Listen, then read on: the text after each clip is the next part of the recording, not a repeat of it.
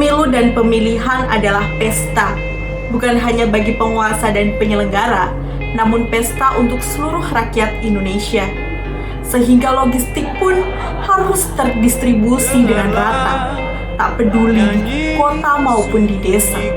Akses sulit, terjal, dan berliku pun harus diterpa.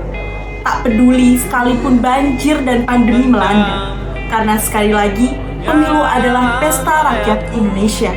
Bersama dengan Ketua KPU Kabupaten Melawi sekaligus anggota KPU Kabupaten Melawi Divisi Keuangan Umum dan Logistik Bapak Deddy Subarjo, inilah Ngobrol bersama KPU Kabupaten Melawi episode 2.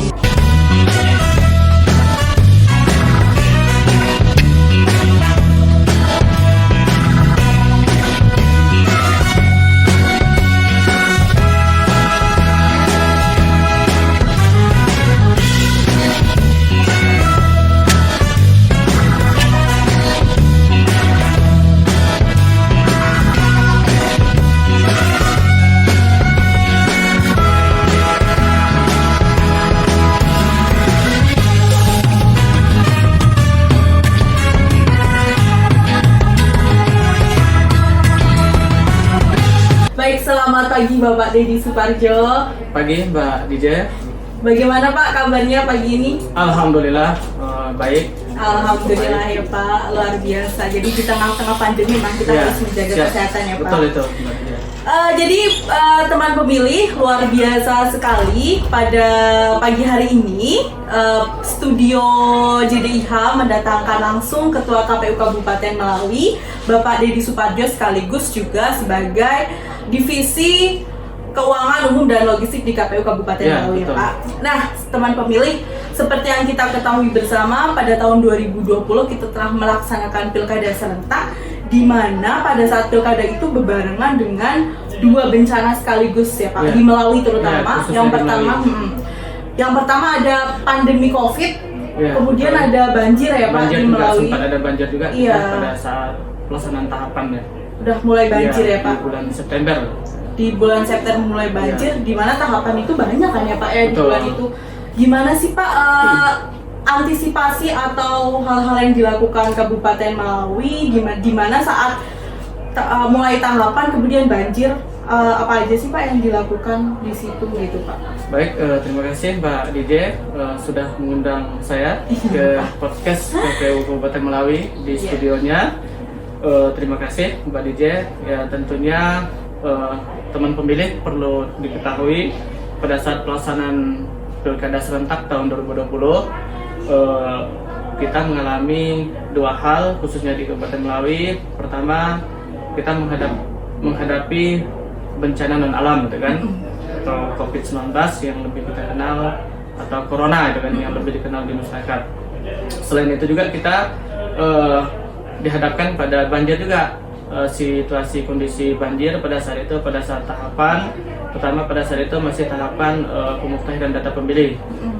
Tentunya memang kita menyiapkan sebaik mungkin antisipasi tersebut dengan melibatkan memang teman-teman di SDM, khususnya para petugas ya kan, untuk mengingatkan kepada petugas untuk lebih berhati-hati dan juga tetap menerapkan protokol kesehatan, menggunakan alat pelindungan diri atau APD dalam menjalankan tugas. Apalagi kita di KPU ini kan prinsipnya melayani gitu kan, melayani pemilih, melayani masyarakat, dan tentunya kita lebih banyak berinteraksi dengan masyarakat di lapangan. Apalagi teman-teman di ad hoc, khususnya pada saat itu masih dalam proses pelaksanaan tahapan pemetaan data pemilih, coklit dan sebagainya, kan kita harus rumah ke rumah, kita harus ketemu masyarakat. Maka memang kita menekankan kepada petugas pelaksana di lapangan, teman-teman di badan ad hoc, baik itu PPS dan PPDP, petugas pemetaan data pemilih, untuk tetap melaksanakan protokol kesehatan dalam bertugas dan minimal menggunakan masker gitu kan. Jadi sekarang kita juga tidak menggunakan masker, sudah di jarak ya Pak, juga ya, dan menjaga jarak. Dan tentunya juga selain itu juga tentunya ya kita tetap berhati-hati dalam bertugas dan menjalankan tugas, karena memang mengingat pelaksanaan pilkada serentak 2020 kemarin itu sesuai dengan PKPU 6 tahun 2020 pada saat masa pandemi COVID, perubahan kedua itu PKPU 13 tahun 2020, ya tentunya kita harus menerapkan protokol kesehatan yang sangat ketat gitu. Jadi protokol tetap harus Ya, tetap dilakukan, wajib, ya, Pak. ya, wajib. Nah, itu kan untuk bencana non alamnya ya, Pak, Betul. atau COVID-19. Berkaitan dengan banjir ini erat kaitannya dengan distribusi logistik ya, Ya. Pak. Jadi ketika kita akan melakukan pemilu, kita tahu sendiri Kabupaten Melawi ini kan daerah-daerahnya bervariasi ya, Pak, Ya, untuk betul. menuju ke sana. Ada yang menggunakan via darat, Ya. dengan ada juga yang menggunakan sungai ya kan, Ya, Pak. betul. Nah, yang ingin saya tanyakan itu, Pak, berkaitan dengan pendistribusian logistiknya, bagaimana sih, Pak, yang dilakukan KPU Kabupaten Melawi untuk sampai mendistribusikan logistik? Apakah ada kendala dalam itu, penggunaan itu, Pak? Ya, baik, terkait dengan pelaksanaan dari distribusi logistik, ya tentunya kita memahami bahwa logistik ini memang tahapan yang sangat krusial. Saya pikir selain tahapan-tahapan yang lain, bukan berarti mengabaikan tahapan-tahapan yang lain gitu kan, Iya. karena memang muara akhir adalah logistik. Iya, Pak. Muara akhir dari proses pelaksanaan tahapan pemilu maupun pilkada itu adalah logistik. Jadi terkait dengan kondisi geografis yang ada di Kabupaten Melawi, kita terdiri dari 11 kecamatan, Mbak DJ. Berapa, Pak? 11 kecamatan 11 kecamatan. dan 169 desa. Banyak ya, Pak. Jadi tidak semua daerah-daerah yang di kecamatan maupun desa itu mudah dijangkau. Iya, Pak. Ya, kadang memang di lapangan bisa dilalui melalui jalur darat dan juga bisa melalui jalur air dan tidak bisa Nggak bisa pakai darat, Pak? tidak bisa pakai darat.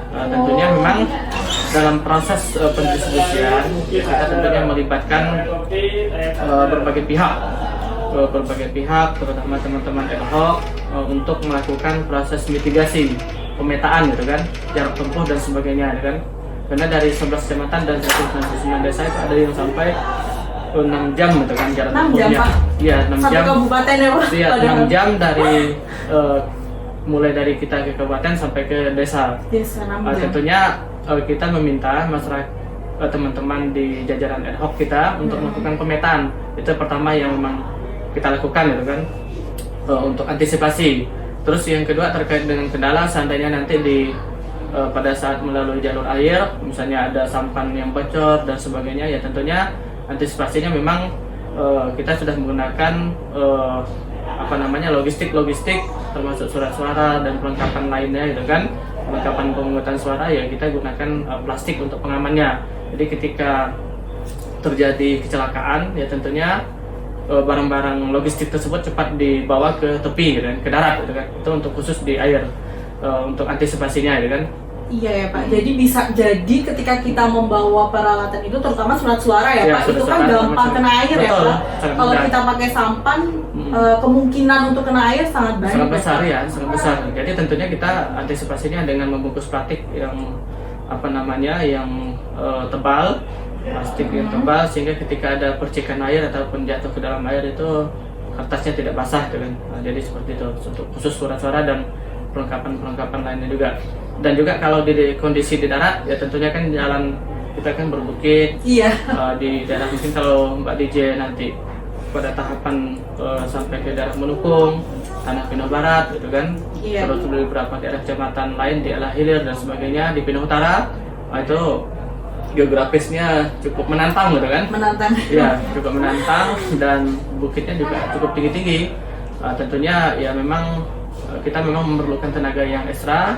Kalau di darat misalnya sempat kemarin ada kejadian kita distribusi di daerah Ela. Di Ela. Di Ela Hilir, sempat truknya itu patah gitu kan, patah sapnya itu kan, salah satu alat yang ada di truk itu patah. Jadi antisipasinya kita harus menyiapkan antisipasi lain. Kita harus cepat menghubungi pihak yang memiliki kendaraan gitu kan. Dan kita juga dalam proses distribusi logistik melibatkan stakeholder terkait misalnya dari kepolisian, TNI, itu kan, TNI dan Polri. Nah, itu sangat kita libatkan karena memang sesuai dengan aturan dan regulasi kita juga harus melibatkan stakeholder terkait selain dari pengawasan di internal. Dan yang tidak kalah pentingnya perlu saya sampaikan Mbak Didia, dalam proses distribusi logistik itu kita juga harus memastikan protokol prokesnya, protokol kesehatan. Jadi sebelum logistik surat suara, kelengkapan pemungutan suara dan lain sebagainya, bilik dan kelengkapan lain, tentunya sebelum didistribusikan ke kecamatan-kecamatan maupun ke PPS di tingkat desa, ya kita harus memastikan semuanya sudah sesuai dengan prosedur, disemprot dengan disinfektan. Jadi alatnya sudah disemprot dulu ya, disemprot dulu. Untuk alat-alatnya disemprot dulu.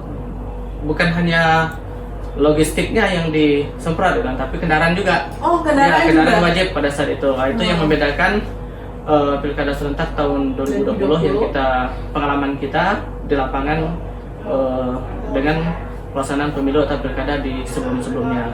Jadi seperti itu.